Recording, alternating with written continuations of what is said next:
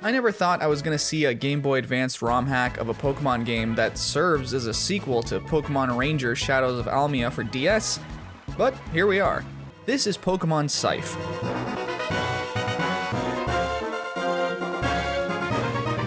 Created primarily by user Vytron, Saiph is a fully original Pokemon game hacked on top of Pokemon FireRed.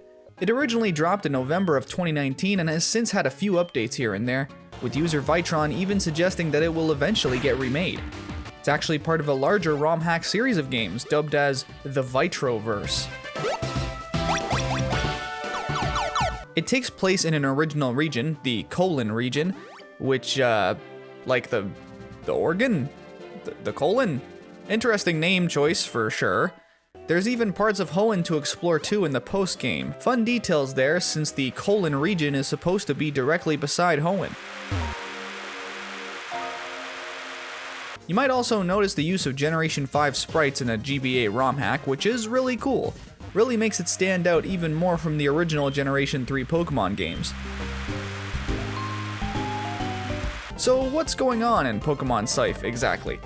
Well, you play as Micah, or whatever you name the protagonist, as they explore the Colen region in a story framework that isn't dissimilar from mainline Pokemon games. Except you're dealing with a pretty different overall world design and series of events than you might be used to, aside from, of course, the traditional go collect the gym badges and stop the evil team formula.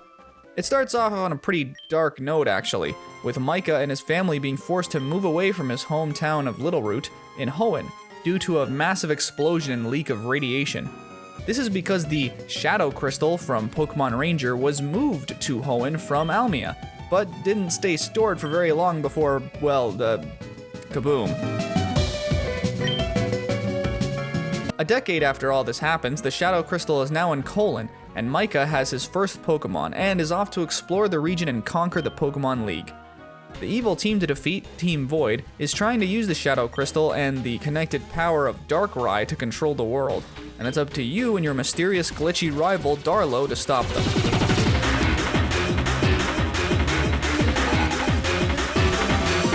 You'll ultimately learn more about Darlo and the game's main antagonist Shinao as you progress through the game, and it's awesome that there's a lot of interesting Pokemon universe lore that went into the game itself.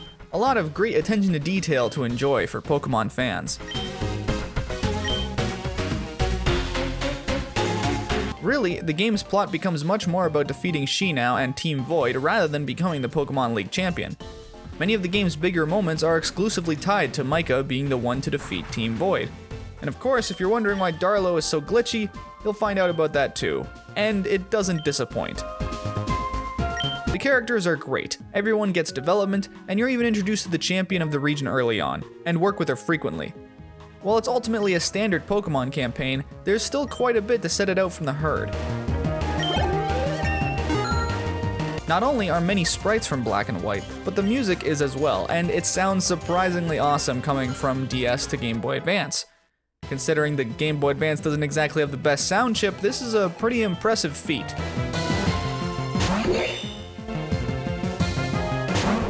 It has many updated gameplay mechanics, like repel reusage, fairy typing, reusable TMs, experience points from Pokemon capture, not just defeat, physical, special, move splitting, and moves and abilities from games long past FireRed. It has Pokemon from all the way up to Generation 6 as well. I mean, with fairy typing, that much should be obvious.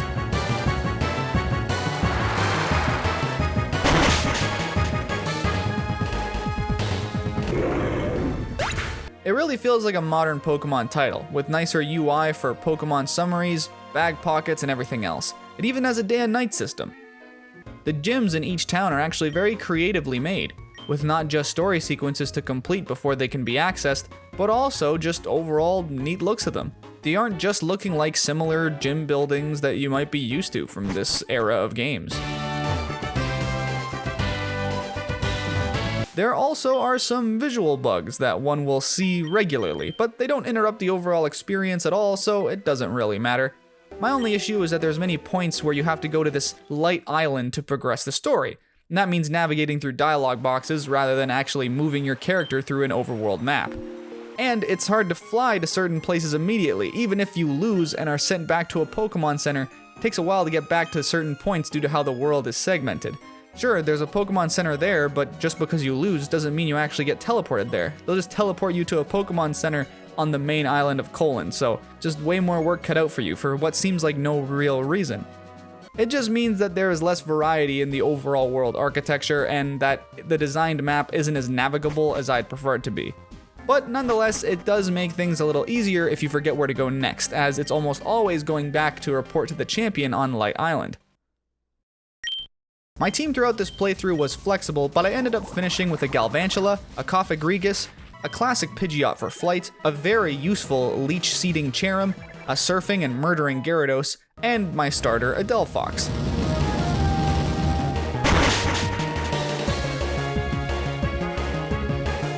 I was always given a nice pool of Pokemon in each area to choose from to build a competent team, and the difficulty was never super egregious.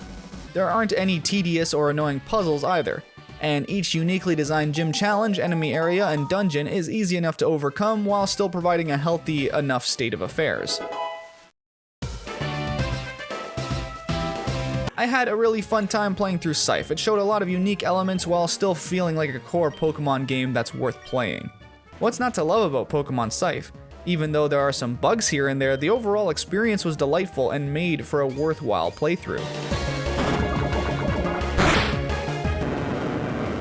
Vytron and all the contributors really made a great ROM hack here, and it looks like the subsequent sequels only get better.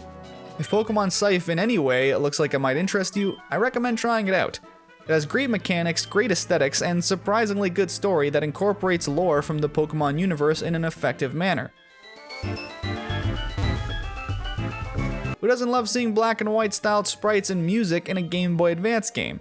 It all translates so well and makes a comparison to FireRed jarring. What an impressive fan project. I can't wait to keep playing the newer games from the Vytroverse, as it's only going to get better from here. As of time of recording, Scythe 2 just released, and I'm pretty excited to play that eventually, but I actually have Soars first to play. Man, Vytro, what a prolific creator. Very, very excited for the future.